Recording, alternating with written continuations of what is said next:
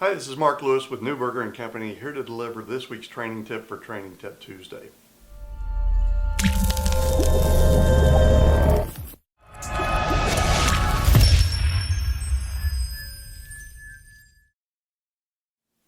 This week's training topic is regarding objections, and it's about avoiding the think-it-overs.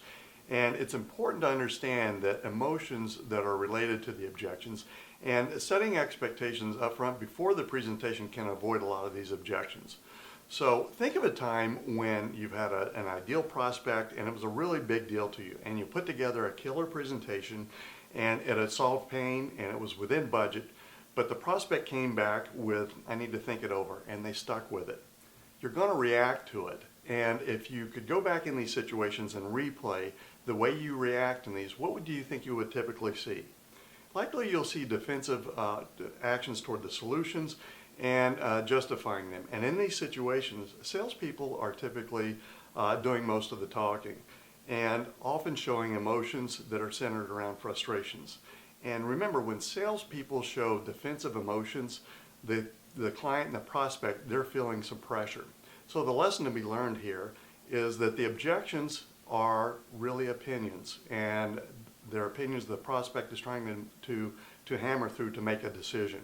So change your mindset and be curious about the client's opinions, and ask genuine, sincere questions to get to the core truth. You may just wind up solving some of their opinions. So you want to react with softening statements and a genuine inquiry about their opinions. And it would sound something like this: "It's okay, a lot of my clients really need to think over major decisions like this. Between now and when you need to make a decision, what do you seek to understand a little bit better? Can you tell me a little bit more about that? And so I have it in my mind, help me understand why that's important to you." I think you'll find yourself getting to the core truth. Lastly, if you want to mitigate a lot of these objections, create an upfront contract or an expectation about what would happen at the end of the presentation. And you want to clearly define what a no and a yes are, with the no being first. And it sounds something like this.